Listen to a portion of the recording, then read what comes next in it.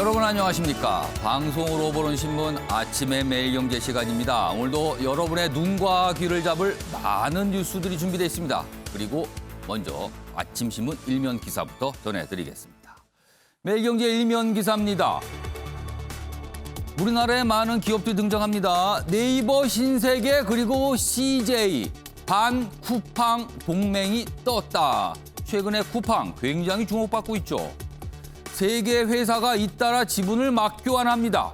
이베이 입찰에 대기업 다수 참여한다. 뭔가 쿠팡 요즘에 굉장히 각광받고 잘 나가죠? 가만히 있을 수 없다. 기업들이 손을 잡고 있다는 얘기입니다. 다음은 조선일보 보겠습니다. 770만 명이 맞을 아스트라제네카 백신. 유럽에서는 지금 각국에서 중단이 잇따르고 있습니다. 물론 일시적으로 중단하고 좀 더 보겠다는 겁니다. 근데 우리나라 2분기 국내 접종 대상이 770만 명에 이르거든요. 아래쪽으로 가겠습니다. 독일, 프랑스, 이탈리아 등 유럽 8개 국가가요. 혈액 응고 부작용 불안이 커지자 일단 접종을 멈추자 이렇게 결정을 한 겁니다. 유럽은요 이르면 18일 조사 결과를 발표합니다. 일단 유럽에서 보건당국은 문제 없다라는 입장이지만 좀 더 들여다보고 있어요. 우리나라 정부는요 중단된 후속 조치 좀 더 살펴보겠다 이런 입장을 내놨습니다. 이번엔 서울신문 보겠습니다. LH 사태 관련 특검 그리고 국회의원 전수조사 여야가 하기로 합의했습니다. 공문을 시킬 수 있을까 이런 내용입니다. 고위공무원 그리고 지자체장 부동산 거래 조사 여야가 의견을 모았습니다. 그리고요 국정조사 얘기도 나옵니다. 일단 여당에서 긍정적인 반응을 보이고 있는데 아직 확정된 건 아닙니다만 협의 과정이 진행이 될 것으로 보입니다. 지금 뭔가 계속 나오고 있습니다. 마지막으로 동아일보 보겠습니다. 정부 남북 판문점 선언 되살리겠다. 지금 우리나라는 이런 입장을 계속 보이고 있죠. 북한을 향해서 계속 시로도 보내고 있습니다. 그런데요 어제 북한 김여정 이름의 담화문을 냈습니다. 3년 전 같은 봄날 다시 오기 어려울 것이다. 그러면서 막말을 또 쏟아냈습니다. 김여정 미국에는요 잠 설칠 일 만들지 말라 이렇게 또 경고를 했습니다. 그리고 오늘 미국 국무장관 국방장관 오늘 날입니다. 그런데 어제 전날이죠. 비난을 하면서 한미 훈련에 대해서 막말을 또 쏟아냈습니다. 지금까지 일면기사 짚어봤고요. 오늘도 뉴스의 행간을 읽어주시기 위해 네 분께서 자리하셨습니다. 한 분씩 소개해드리겠습니다. 먼저 화면 가장 맨 왼쪽에 박수현 전 청와대 대변인 자리하고 계십니다. 그리고 그 옆에는 최양호 현대경제연구원 고문 나오셨고요. 세 번째 자리에 조대진 변호사 오늘도 자리하고 있습니다. 그리고 마지막으로 김병민 경희대 개건 교수도 나오셨습니다. 안녕하세요. 안녕하십니까.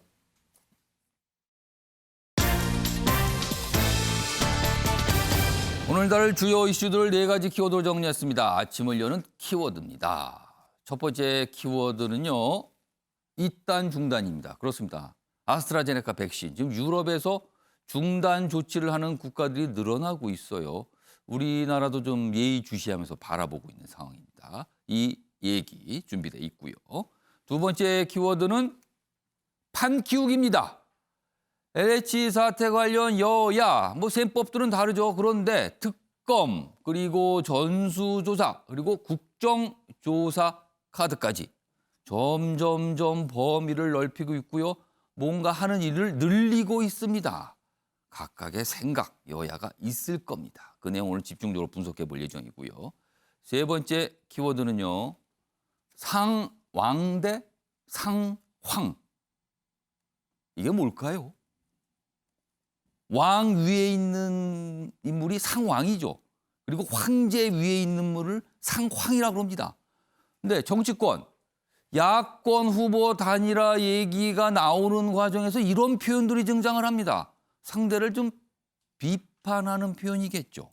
이 내용도 좀 준비되어 있고요. 마지막 키워드는 들쑥, 날쑥, 공시가. 공시지가가 결정이 됐는데 많은 분들이 좀 불만을 나타내고 있답니다. 도대체 기준이 뭡니까? 아니 가격은 같은데 왜 다릅니까? 이렇게 묻는 경우가 속출하고 있다고 합니다. 이 내용도 집중적으로 다뤄볼 예정입니다.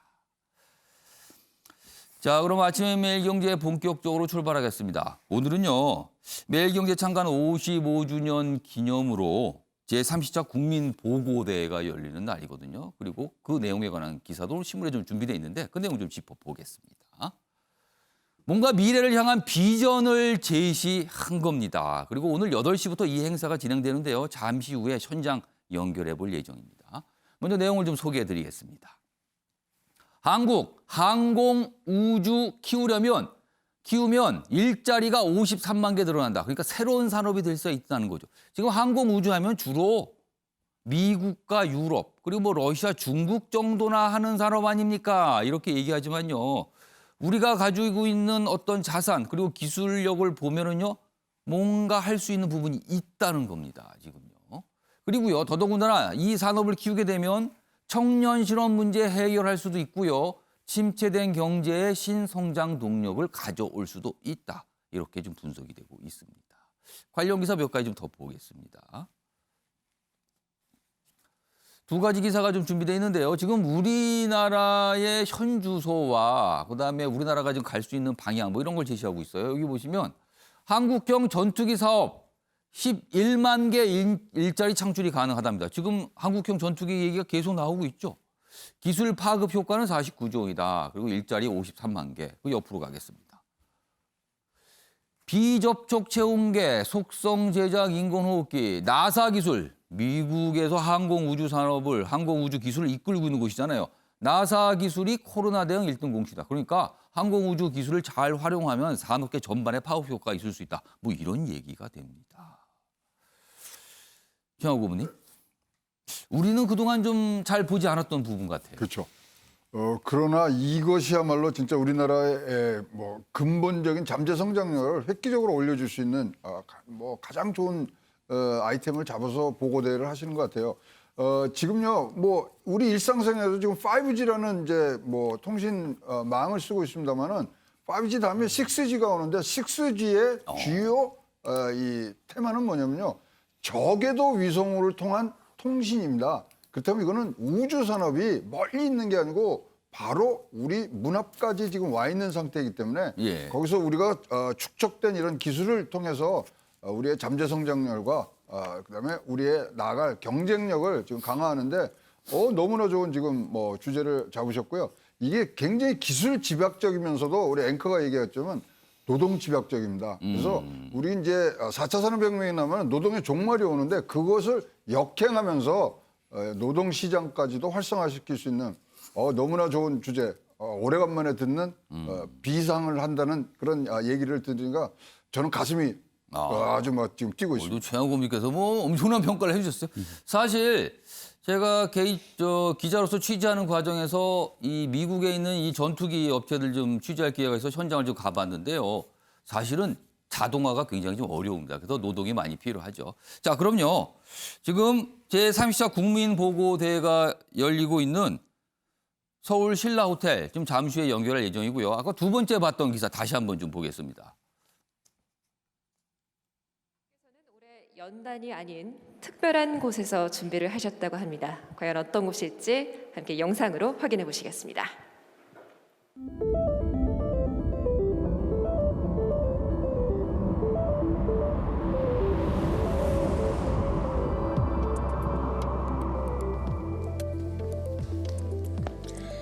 존경하는 내외 귀빈 여러분 안녕하십니까? 제30차 매일경제 비전 코리아 국민보고대회에 오신 것을 환영합니다. 올해는 지구를 벗어나서 우주에서 인사를 드리게 됐습니다. 저뿐만이 아닙니다. 리처드 브랜슨, 제프 베조, 일론 머스크, 글로벌 경제를 주무르는 빅테크들이 지금 미쳐 있는 곳은 비욘드 그래비티, 우주입니다. 이들은 왜 우주에 갈까요? 이유는 하나입니다. 어마어마한 거대 시장이 우주에 있기 때문입니다. 제가 지금 서 있는 곳은 달입니다. 이곳에는 1톤당 50억 달러 가치가 있는 헬륨-3가 100만 톤 넘게 있습니다. 돈으로 환산하면 5천조 달러, 한국 돈으로 560경 원에 달합니다. 글로벌 GDP의 57배 규모입니다. 달에서 우주로 물건을 보내는데 필요한 에너지는 지구의 24분의 1, 약 4%에 불과합니다. 그래서 달이 중요합니다. 달에 가장 먼저 기지를 건설하는 국가가 화성을 포함해 더 먼 우주를 선점할 수 있습니다. 달에서 탐사선을 보내 화성과 목성 사이에 있는 소행성을 찾아가 볼까요? 이것은 16 사이키입니다. 직경 225km, 철과 니켈로만 이루어져 있는 이 소행성의 가치는 1,000경 달러, 지구 전체 GDP의 11만 배에 달합니다. 이 소행성은 주인이 없습니다. 그리고 이러한 소행성은 우주에 널려 있습니다. 먼저 채굴을 하는 국가가 주인이 되겠습니다. 말 그대로 인피니티 마켓, 무한한 시장입니다.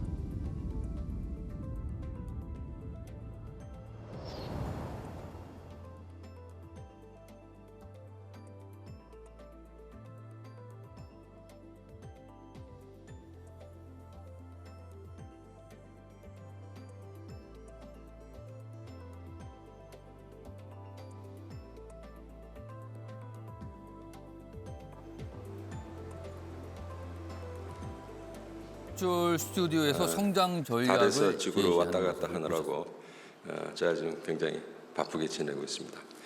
이 버추얼 비디오를 찍는데 2시간이 걸렸는데 실제 방송은 2분입니다. 그래서 배우들이 얼마나 고생하는지 이번에 잘 알게 됐습니다. 혁신의 아이콘 피터 디아만디스는 인류 첫 번째 조만장자, 억만장자가 아니라 조만장자가 우주에서 나온다고 얘기를 했습니다. 이 사실을 너무나 잘 알고 있는 국가와 기업들은 숨가쁘게 움직이고 있습니다. 항공 제조사들도 멀리 날아가기 위한 움직임을 가속화합니다. 롤스로이스, 에어버스, 록히드 마틴, 이제 우주 기업입니다. 한국항공우주, 카이도 마찬가지입니다. 우주 시대가 열리고 있습니다. 우주를 빼고는 미래를 얘기할 수 없습니다. 6G 시대, 초고속 인터넷은 소형 위성을 활용합니다. 자율주행차와 UAM, Urban Air Mobility, 도심 항공 교통망도 위성 정보를 사용합니다. 지금 한국은 어떻습니까? 아무도 우주에 대해서 이야기하는 사람이 별로 없습니다. 한국은 돌파구가 필요합니다.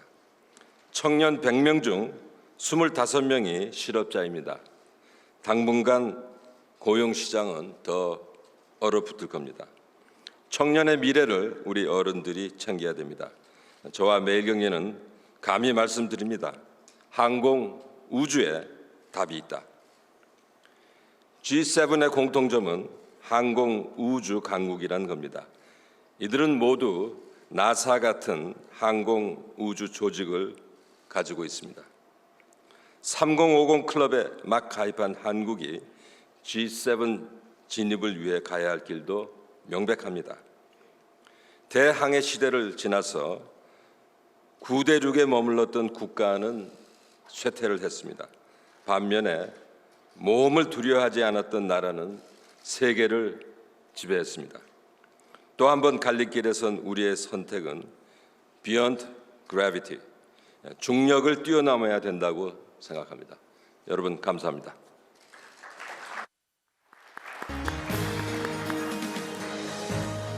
네, 여러분 네, 지금까지 제30차 국민보고대회가 열리고 있는 서울 신라호텔 현장 모습 보셨습니다. 이 내용만 좀 마지막으로 소개하고 다음 주제로 가보겠습니다. 이 두 번째 기사의 아랫부분입니다. 사실 우주산업기술 주요 선진국들은 다 기술 개발에 뛰어들고 있죠. 그리고 시간도 꽤 오랫동안 공을 들였습니다. 근데 우리는 아직은 좀 미흡하다고 볼 수 있죠. 미국의 경우요. 우주산업기술 민간 이전이 굉장히 활발한데 2,000개 넘는 제품을 이 기술로 상용화를 했다고 합니다. 그러니까 파급 효과가 굉장한 산업일 수 있다는 거죠. 우리가 좀 이런 쪽으로 가야 되지 않은가. 이번 제3지차 국민보고대에서는 이 내용을 지금 제시하고 있습니다.